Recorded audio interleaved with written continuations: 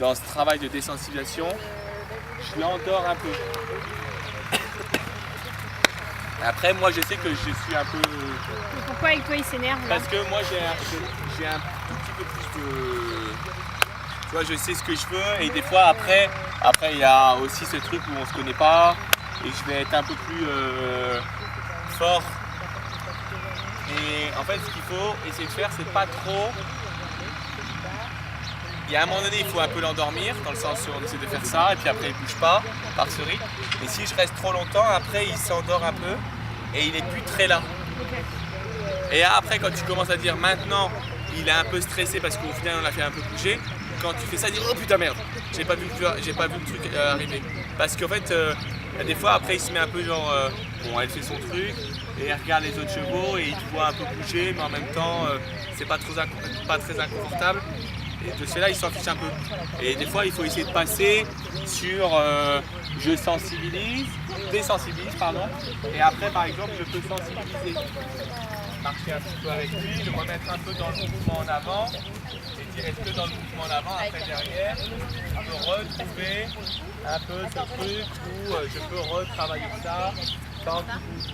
Ok, il ne bouge pas. Après, je resensibilise, je le remets un petit peu dans le mouvement en avant, je le réveille.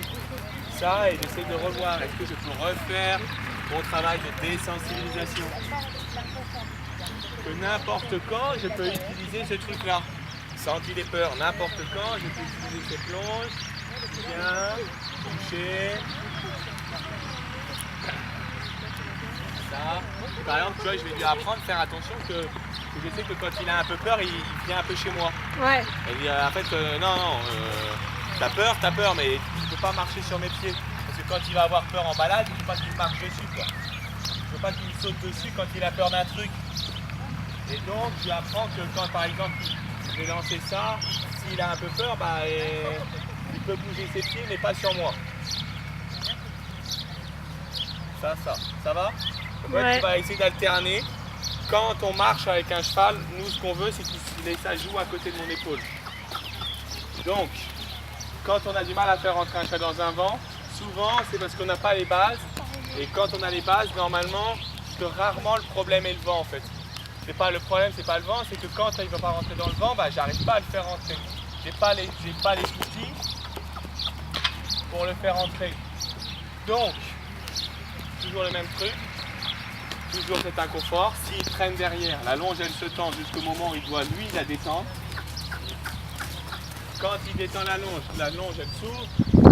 En fait, la longe elle se détend, c'est inconfortable si tu traînes parce qu'au final la longe elle va se tendre, c'est inconfortable si tu le dépasses parce que la longe elle va se tendre et bientôt il quitte plus l'épaule. En fait, il doit avoir sa joue à côté de mon épaule et dès que tu accélères, il va accélérer avant d'avoir la longe qui va se tendre parce que la longe c'est chiant.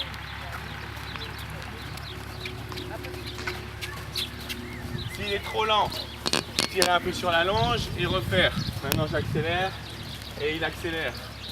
Maintenant j'accélère et il accélère. Mais s'il accélère en même temps que moi, la longe n'est pas chiante. Et moi non plus.